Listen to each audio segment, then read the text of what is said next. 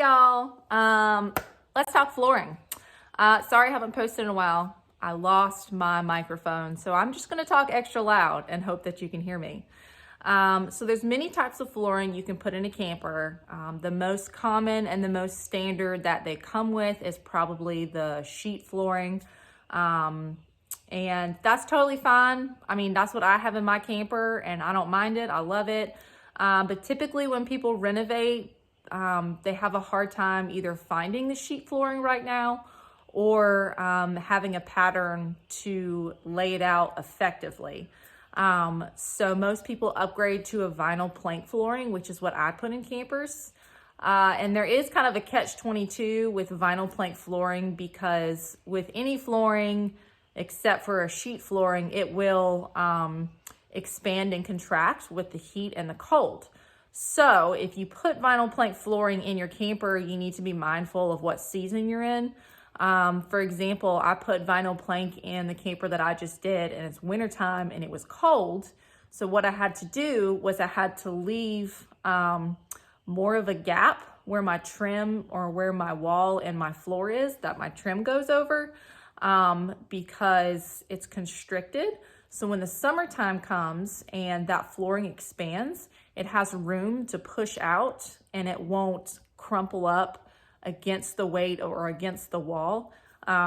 Because if you don't leave that gap and if you nail your trim directly into the floor, then what you're gonna get is warps in your floor. You're gonna get bubbles. It's gonna just expand and not have anywhere to go. So it's gonna kind of like mount up like this. Your floor is gonna kind of mount up, which is not great. So that is definitely something to be mindful of. Let's see, so sheet flooring, also a great option if you can find it. I have not put sheet flooring, like vinyl sheet flooring, in a camper before.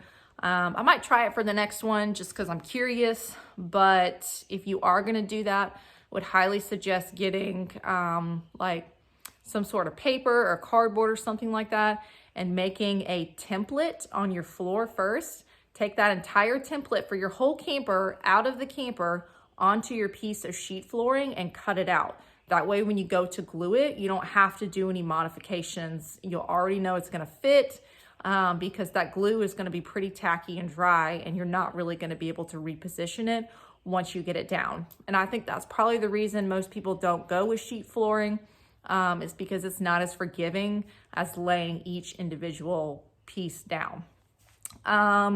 Let's see. Oh, hold on.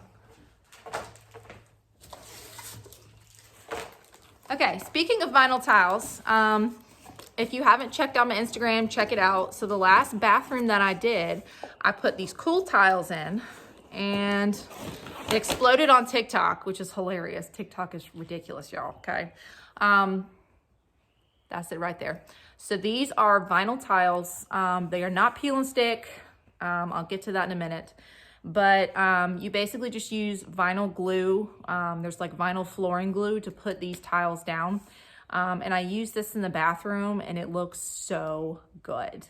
I mean, it looked like a real tile. As long as you use a silicone-based grout, you shouldn't have any issues with cracking or anything like that.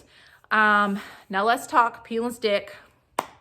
Okay, I'm sure everybody has had this in their camper at one point or another, and I am even guilty of the first renovation or two that I did. I put peel and stick in the bathroom, and I do regret it, I'm gonna be honest with you, because it's just not a great option. And it's not a great option because when summertime comes and it's 90 degrees inside your camper, you're gonna be walking around and you're gonna be sliding around and your tiles are gonna be shifting, and it gets so hot that the glue heats up with it, and then you're just like shifting around. Like I remember I bought a camper one time that had peel and stick flooring all throughout. I mean, it was nice flooring, but it was peel and stick, and I went in there and it was like 100 degrees here, and I stepped in there and I could get my feet and I could go like this, and all the tiles would just move, all of them. And I was like, this probably isn't the best idea. So I will never do peel and stick again. I have done it in bathrooms. If it's a really small space like that and you're kind of on a budget, then yeah, you could probably do it in a bathroom. I've done it in a bathroom. But for your main living area, I would not suggest that. Like, not even close to suggesting that. Like, there are so many other budget-friendly options. I mean, if you're gonna spend, you know, they're like, I think they're over $1 a tile. And you could buy some really cheap vinyl plank flooring for that. I mean, if you go to like Ollie's or someplace like that, that has a discount flooring, you could probably find it for maybe a little more expensive than that. Because I pay like $2 a square foot or something like that for the vinyl plank tile. So anyway, yep, I think that about covers them. We got vinyl plank. We got, oh, I didn't talk about carpet. I have never put carpet in a camper, so I would not be the person to ask about putting carpet in a camper. My dad has replaced the carpet in his camper. He put it in the slide out, and he basically just bought a gigantic rug at Ollie's and cut it to fit. And he's, there was a part on the edge where it didn't have the trim on it. And so he got some trim from the other side of the rug that he didn't use, and he sewed it on this little part.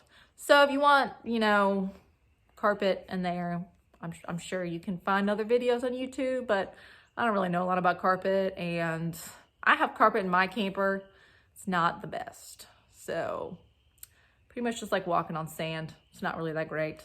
Maybe eventually I'll get to ripping it out, but I got too many other things to do. So anyway, let me know if you guys have any more questions, and I hope that was helpful. Bye.